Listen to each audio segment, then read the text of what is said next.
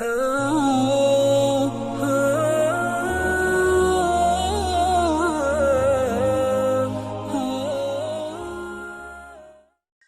teman-teman buka firman Allah di dalam surat Al-Qasas, kisah Nabi Musa, ayat 23 dan 24. A'udzu billahi minasy syaithanir rajim. Bismillahirrahmanirrahim. Walamma warada ma'a Madyan wajada 'alayhi ummatan minan nasi yasqun wa wajada min dunihim imra'atayn tazudan qala ma khatabukuma qalata la nasqi hatta yusdira ar-ri'a wa abuna shaykhun kabir fasaqa lahuma thumma tawalla ila adh-dhill faqala rabbi inni lima anzalta ilayya min khairin faqir فسقى لهما ثم تولى إلى الظل فقال رب إني لما أنزلت إلي من خير فقير صدق الله العظيم. Dan ketika Musa sampai di sebuah oasis di daerah Madyan, dan ketika Musa sampai di sebuah oasis di daerah Madyan, Madyan itu kalau sekarang adalah kawasan Yordania, maka Musa mendapati di oasis itu sekelompok orang sedang memberi minum kepada ternak mereka. Lalu Musa melihat di belakang sekelompok orang itu ada dua perempuan yang sedang menunggu. Lalu Musa datang kepada mereka berdua dan bertanya, "Ma khatbukuma?" Apa masalah kalian yang bisa saya bantu? Kedua perempuan itu berkata, "La nasqi hatta yusdirar ri'a." Kami tidak bisa memberi minuman ternak-ternak kami sampai para penggembala itu selesai dengan urusan mereka. Wa abuna syaikhun kabir, dan ayah kami adalah orang yang sudah tua dan tidak mampu memberi minuman kepada ternak.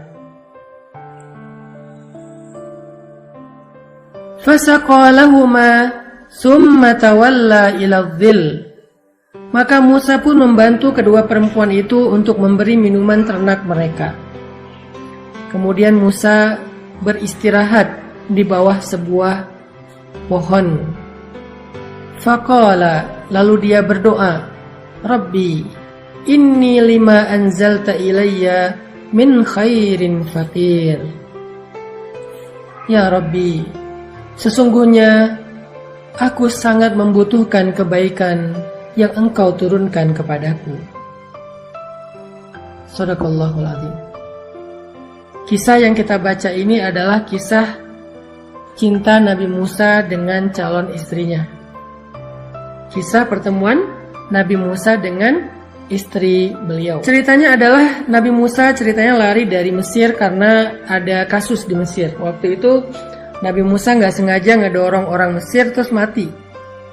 Karena Nabi Musa ini terkenal sebagai Nabi yang sangat kuat, Nabi yang sangat tangguh, Nabi yang sangat perkasa gitu, sehingga tenaga beliau itu di atas rata-rata. Suatu ketika Nabi Musa lagi jalan di antara jalan-jalan di dalam kota Mesir, kota Memphis, ibu kotanya Mesir waktu itu. Sekarang Memphis itu udah jadi nama lain, yaitu Kairo. Lagi jalan-jalan di Kairo, tiba-tiba Nabi Musa ngelihat ada dua orang laki-laki berantem.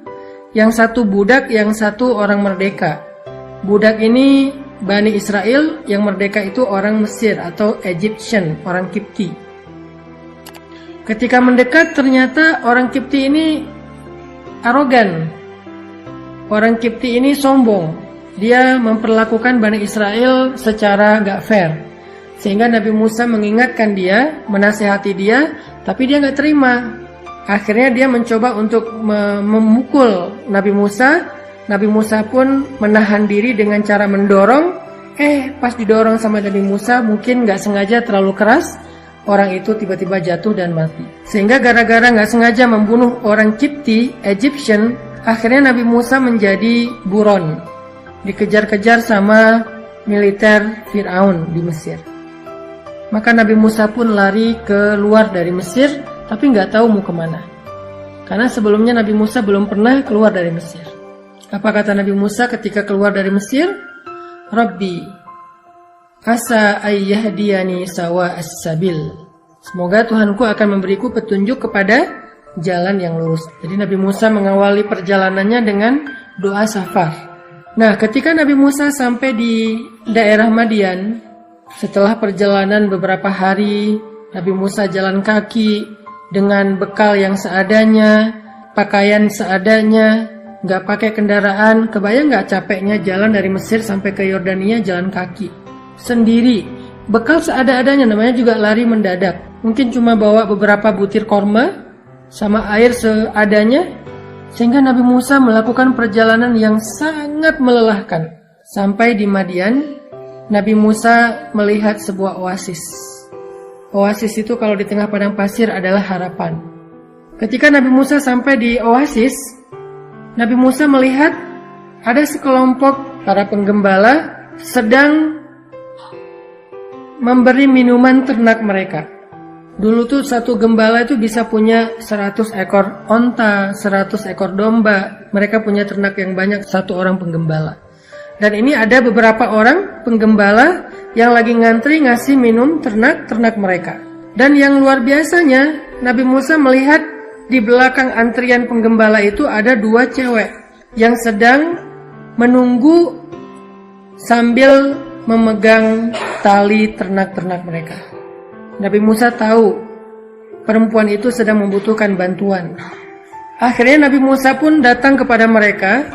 Lalu Nabi Musa bertanya kepada kedua perempuan ini, apa masalah kalian? Jadi kalau misalnya ketemu dengan perempuan atau dengan lawan jenis yang kita nggak kenal tapi kita tahu mereka membutuhkan bantuan, jangan basa-basi, jangan terlalu caper, jangan terlalu berlebihan, tetapi fokus aja kepada niat baik kita pengen membantu. Sehingga kita bertanya, ada yang bisa saya bantu? Itulah yang dilakukan Nabi Musa alaihissalam untuk menjaga perasaan. Perasaan siapa? Perasaan beliau dan perasaan perempuan tersebut. Ini namanya fiqhul masyair, fikih perasaan. Orang yang paling mengerti tentang perasaan, peka tentang perasaan, mereka akan hati-hati menjaga perasaan. Karena Nabi Musa nggak kenal perempuan itu, jangan sampai ternyata itu istri orang.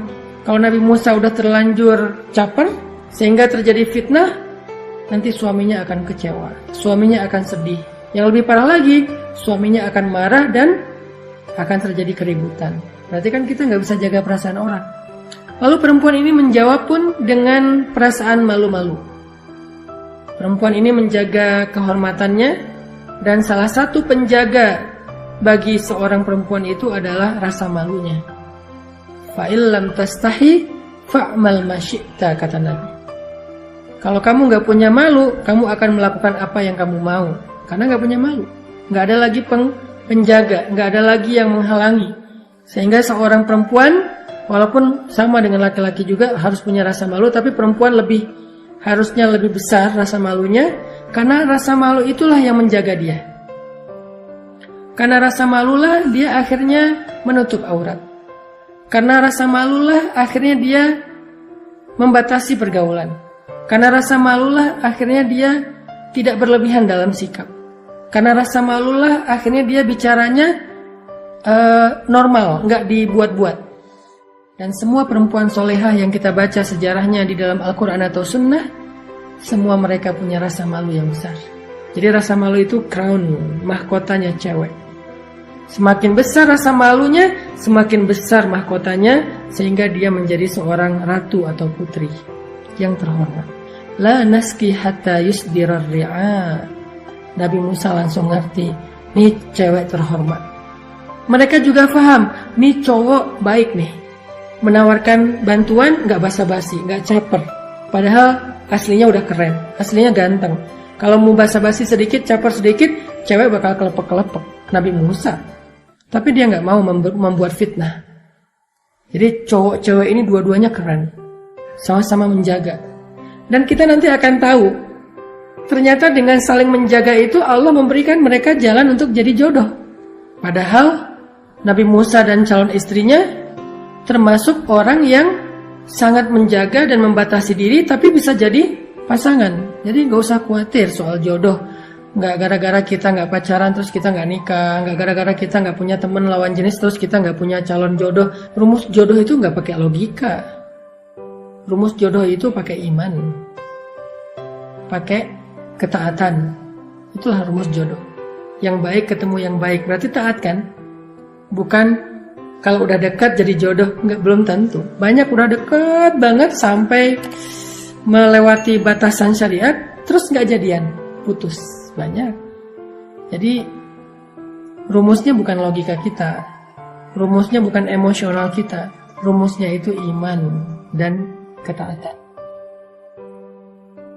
Akhirnya Nabi Musa ketika tahu jawaban perempuan ini bahwa mereka nggak bisa ngasih minuman ternak sampai laki-laki yang penggembala itu beres, dan mereka memberi alasan bahwa mereka punya ayah tapi ayah mereka udah tua renta sehingga nggak bisa lagi memberi minuman ternak, karena memberi minuman ternak ini butuh tenaga. Maka Nabi Musa fasaqalahuma, membantu kedua perempuan ini dengan cara memberi minuman ternak mereka. Nabi Musa itu habis melakukan perjalanan panjang sendiri sampai di sebuah sumur, ngelihat dua orang cewek sedang membutuhkan bantuan. Nabi Musa langsung datang bertanya, "Ma khatbukuma, ada yang bisa saya bantu? Kalian ada masalah?" Nabi Musa langsung buru-buru ngambil ternak itu, diberi minuman satu-satu sampai beres. Lalu perempuan itu pergi aja. Ini menunjukkan Nabi Musa adalah seorang laki-laki sejati, gak akan membiarkan perempuan sendiri kesusahan, walaupun beliau capek banget. Ini nih, karakter basicnya seorang cowok keren itu adalah melindungi.